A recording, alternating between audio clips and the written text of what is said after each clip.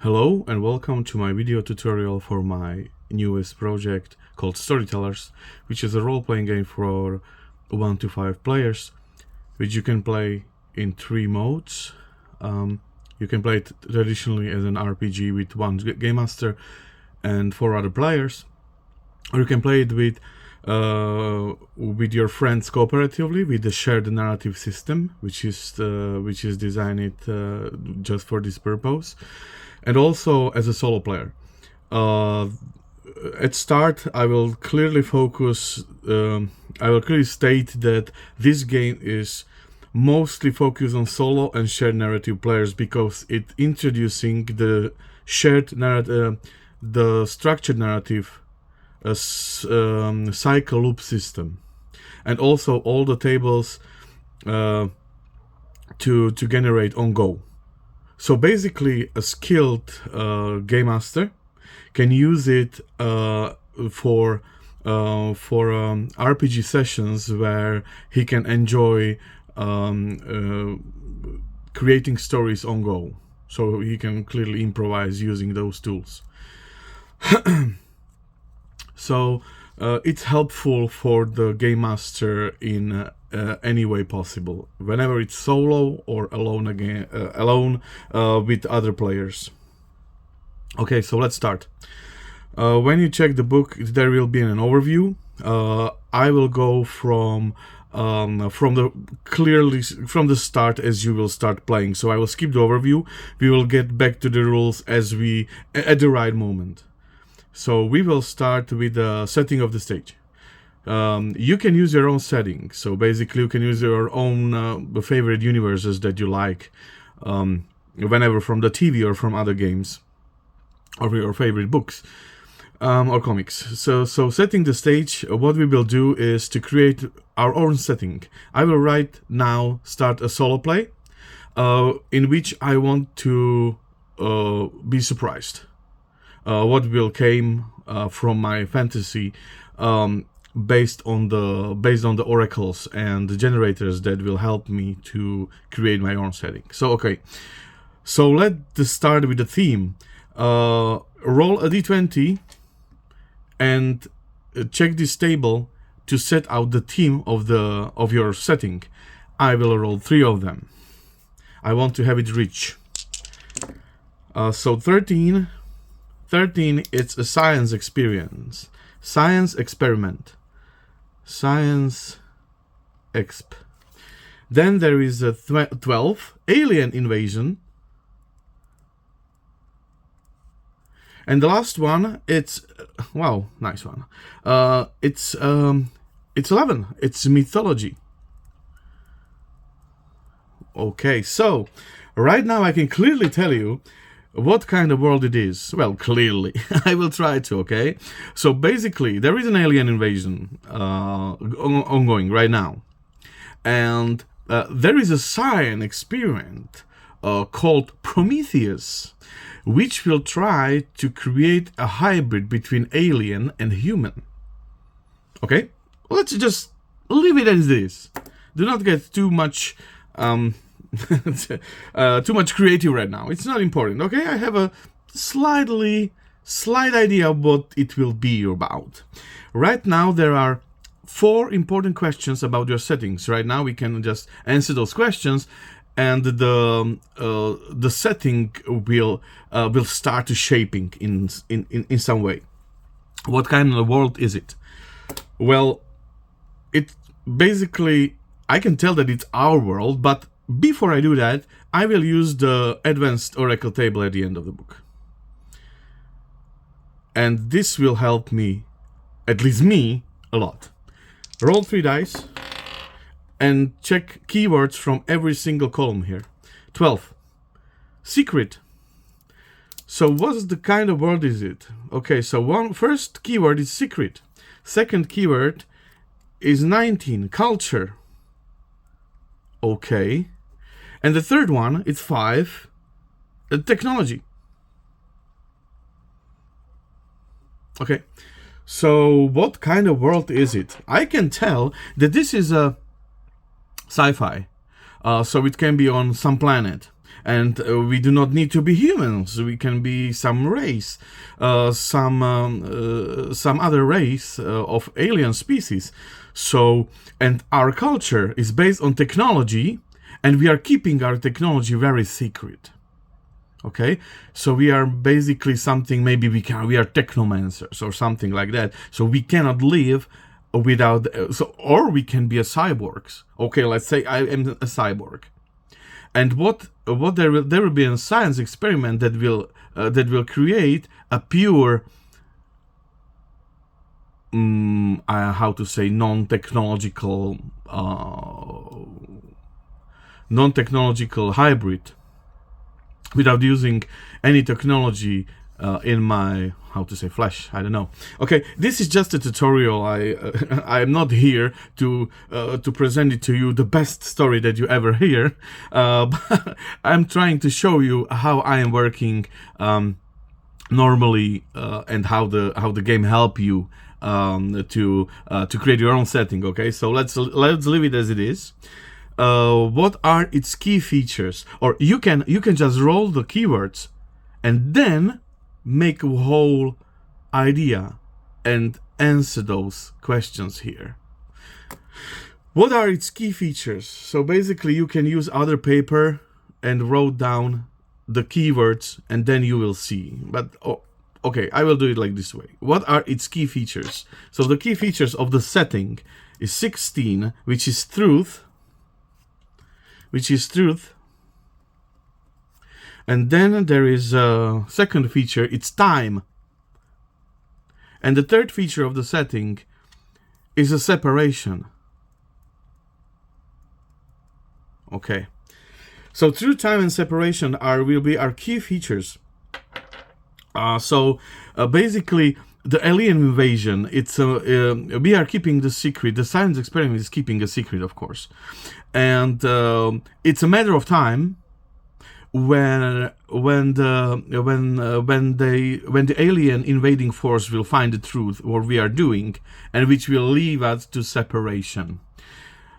Separation from community. They can take us and imprison us.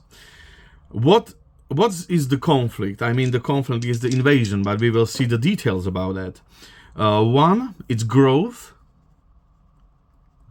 Okay. Second thing is energy. Okay, so it's self-spoken. Energy. And 10, it's justice.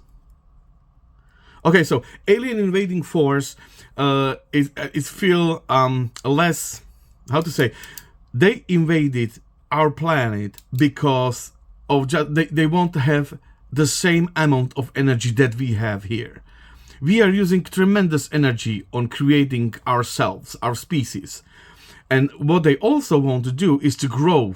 So they want to assimilate us, like Borg style, you know?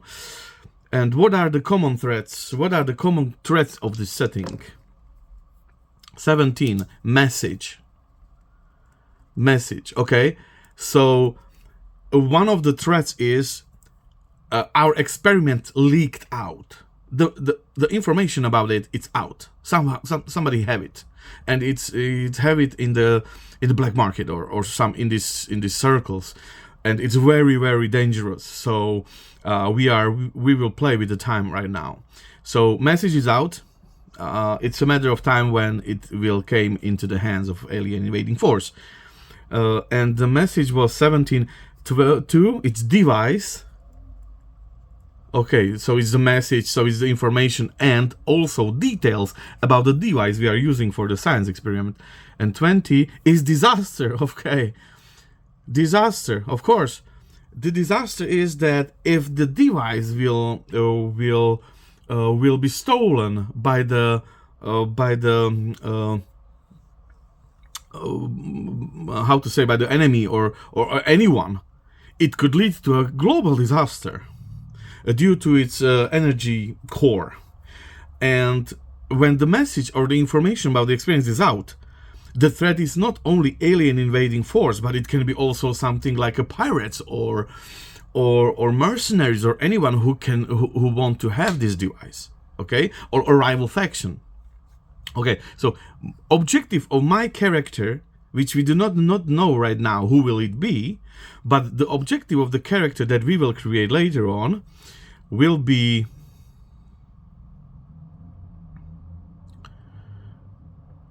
okay, we will roll 1d10. Objective will be hunt. Our objective will be hunt. Hunt. Track and take down a dangerous target. Okay, of course, I am going to hunt that group or that guy that has this information about our science experiment. So this will be my okay. So I start to have a clear idea of who will be who my character will be, and then there are complications. Complication will when the complication will fill out, it's a game over for you, or at least this journey, that hunt that I am going into, the whole thing will end up as a failure. So it doesn't mean that your character will die or anything else, but it's the end of this journey. The setting is still fine, but it will be the end of the journey. You can still play the character in an additional objective in this world, okay? And you can clearly advance those things in your setting as the game goes by. You can also lead up you can also have your journal or something about this world as you will play. The world will start having a shape and edges and everything you will need. You will create your own world on the go. So the complication, you should have one complication. But when you will have one complication, it will be challenging for you, because when you will have a setback, when you will fail a skill check, you can advance this track. Or when you will rest, you will roll a 1d4 and advance the track in equal to your roll. So right now I should advance into. So whenever you will rest, you will roll a complication die. Or when you will have a setback and you will and the game force you to advance your complication track, that's the way how you can advance this complication. If you take more than one complication, it will make this time pressure easier for you. Not every one of us, players, storytellers, is a fan of a time pressure element in the game. In that way, you can add up to 3 of those. So basically, there is a really small chance that your journey will end up as a complication. The more complication you will get, okay? But it's a beautiful storytelling element to have it in the game. So let's start with 2 of them. So the complications of my hunt, this is the complication of my objective. What can complicate my objective? So I will roll it. It's a d10. I will roll 2d10, okay? So 10. Dark revelation. Oh, of course. Of course, dark revelation is that this message will fall into bad hands. And 8. Shifting tides. Shifting tides, the balance of power changing and will soon turn decisively against you. Well, of course, if the device will get into the wrong hands, it will be a problem. So those 2 things, shifting tides and dark revelation. So dark revelations is based to this message bearer, and shifting tides, let's say there will be a guild or a house, a rival house. A rival house is tracking desperately want to have any information about the device, and if they get this device, it will shift the tides of our house, of the house that hire me as a hunter for this purpose, or detective. So the key players right now, we should find out who the key players are. to create a key player, you have this how to say, template. So you will roll a dice to find descriptor, archetype, agenda, and reason, and you have it directly on the opposing on the next pages. So it's a sci-fi. I will use a sci-fi, but nothing. Nobody will hold you back when you use heroic or fantasy, even you are playing sci-fi. We all know one of the greatest sci-fi adventures is basically a fantasy, but nevertheless, or most popular, let's say. Okay, so I will roll and create the first character. There is a greedy noble.